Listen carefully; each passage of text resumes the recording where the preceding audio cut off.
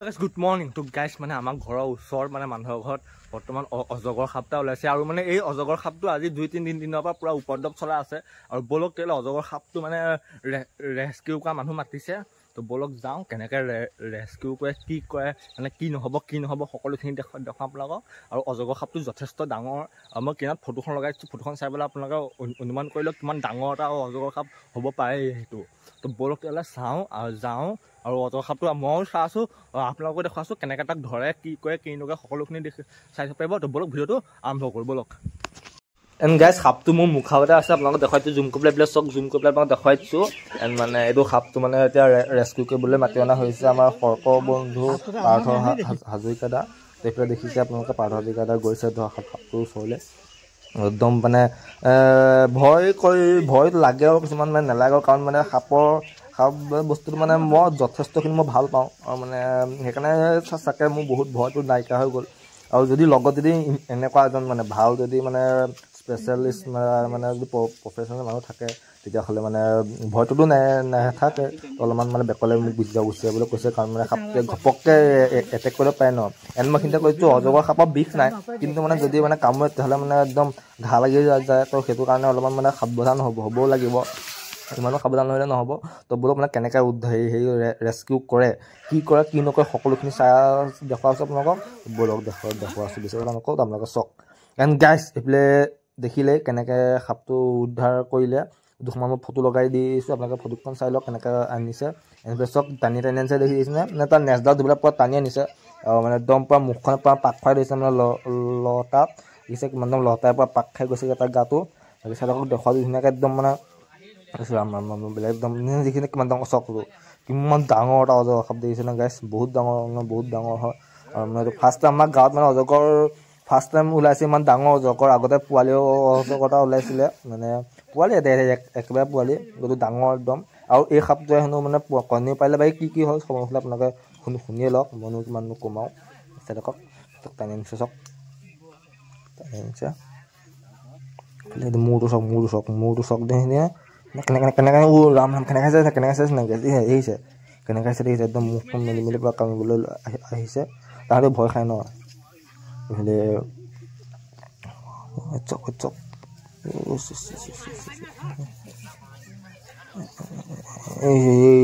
দেখিছে কেনেকৈ কামিছে দেখিছে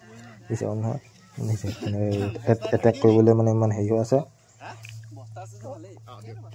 যথেষ্টখিনি ডাঙৰ আছে সাপটো আৰু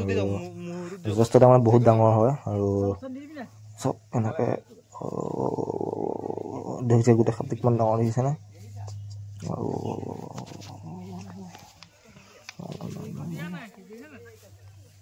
গ'ল ধৰিব চিন্তা নকৰিব ধৰিব সাপটো যথেষ্টখিনি ডাঙৰ সাপটো আৰু দাদাজনে কোৱা মতে এইটো সাপটো মাইকী সাপ হেনো আৰু এইবিলাক পোৱালি দিলে আৰু সাপে পোৱালি জুলাই মাহত দিয়ে হেনো বাকী মই আজিহে গম পাইছোঁ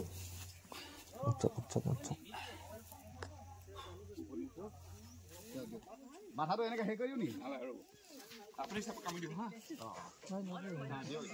দি দিও ধৰিব পাৰিব নেগুলো ধৰি ৰাখ হা বাস হেড নেগুলো নেগুলো ধৰি যা ধৰি যা ওলে ধৰি দি ধৰি যা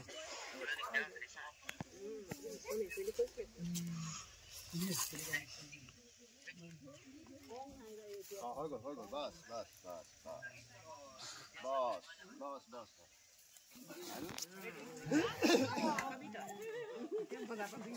ভাল বস্তু আৰু এইটো হ'ব নাই দৌৰ পাম তেতিয়া গোটেই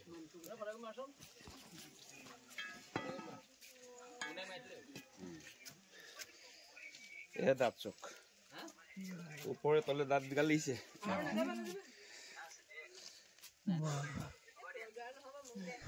গাইছ আপোনালোকে সাপটো দাঁতকেইটা দেখিলে কিমান তাত ডাঙৰ মানে কিমান ডাঙৰ দাঁত বোৱা বহুত দাঁত আছে গোটেই সাপটো চক মই চুই চাইছোঁ অলপমান একদম পুৰা মিহি পুৰা গাটো পুৰা একদম ধুনীয়া দেখি একদম চাফ লাগিছে মজা লাগিছে বুঢ়া সাপ ফাৰ্ষ্ট টাইম মানে এনেকুৱা অজগৰ সাপ মই নিজে চুই চালোঁ ভাল লাগিছে ডাঙৰ আছে ধুনীয়াকৈ আপোনাক দেখুৱাই আছোঁ ওপৰত দাঁতডাল দিছে ওপৰত 50টা থাকে তলত 50টা থাকে এণ্ড গাইছ মই খাব ডাইৰেক্ট মই চাই আছোঁ মানে এইকেইটা চক ডাঙৰ জাগি আছে নাই গোটেই মানুহবোৰে চিঞৰি দিছে ভাবটো মুখখন মিলিছে ইয়াত মাইকী মানুহ তাত মানে একদম ইমান ডাঙৰ জাগা মানে দেখিলে পাছোঁ ধুনীয়াকৈ কৈ যাম মানে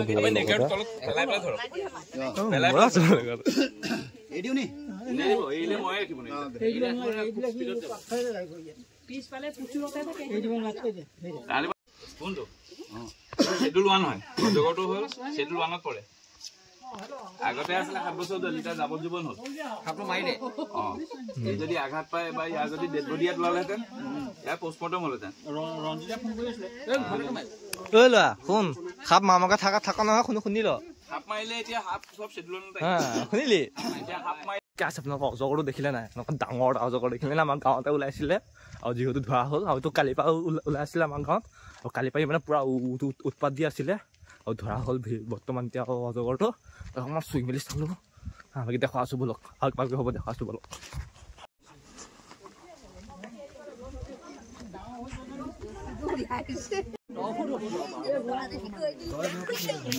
আৰু ইহঁতে নিজকে হেৰি নহয় পিস্তল পালে পিস্তল পালে এতিয়া পোৱালি লগত নাই আৰু ৰ'দ লৈ এতিয়া সাপ হ'ল ভিতৰ নিদ্ৰাত যায় হাইবাৰনেশ্যন বুলি কয় ইহঁতে এতিয়া 5-6 মাহ ইহঁতি শুব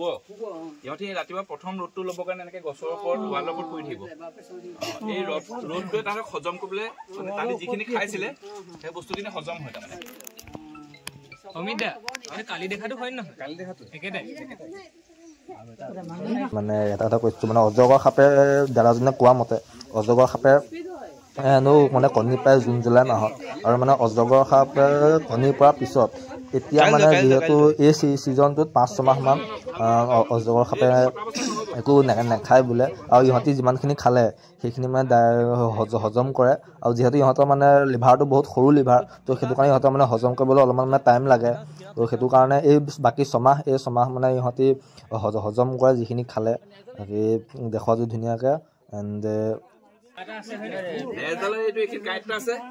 আৰু তলত কাঁইট আছে চক এইটো চক এই দুটা কাঁইট আছে চক দেখিছা নে এই দুটা কাঁইট আছে দেখিছে নে এইটো হ'ল মানে কি আগতে যে মানুহে কয় সাপৰ ঠেং আছিলে বুলি যে কয় এই ঠেঙৰ অৱশেষ এই দুটা এইকেইটা ঠেং ভাইটি নকৈছো কিবা ভৰিত নলগাবা মাইনা ভৰণে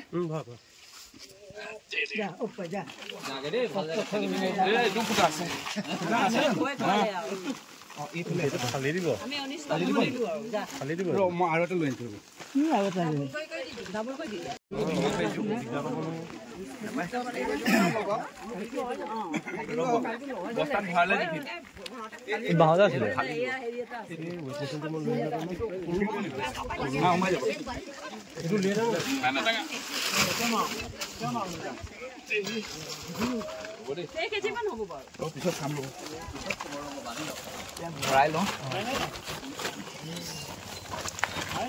মন কৰি দিওঁ উশাহ ল'বলৈ কাৰণে কিবা হ'ব নাই নালাগে কমা ৰখি দিওঁ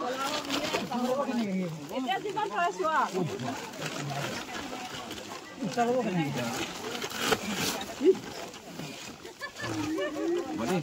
অকণমানকৈ বিন্ধাটো ৰাখিলে উশাহ ল'বৰ কাৰণে উশাহ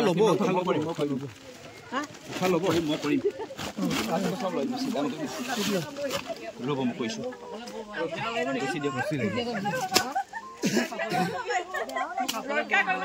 মেচিনটো আছে নাই অফিচত যাব কষ্ট হৈছে এইটো বুকিব লাগিব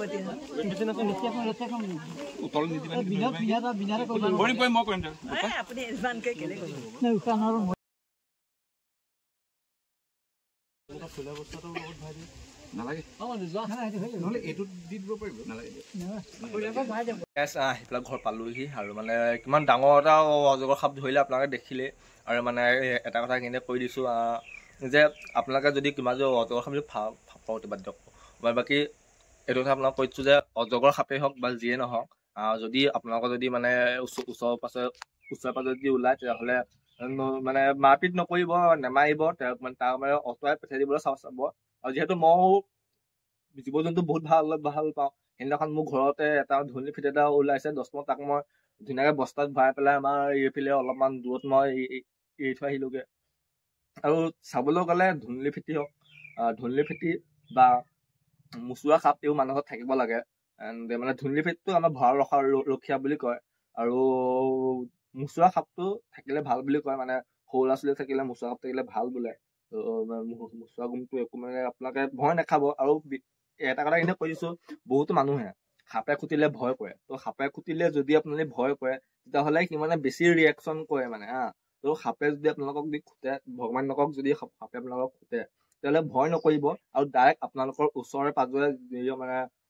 হস্পিটেল বা যি আছে তাত আপোনালোকে যাওক। আৰু তাত মানে বহুত ভাল চিকিৎসা আছে, সাপে খুটিলে ভাল চিকিৎসা আছে। আপোনালোকে একো নহয়, একো চিন্তা কৰিব নালাগে, চিকিৎসা কৰক আৰু ভাল হৈ যাব। সেইটোৱে ক'লো মই। এণ্ড ভয় নাখাব, ভয় খালে বহুত বেয়া কথা, মানে ভয় খালে বেছি হৈ যায়গে।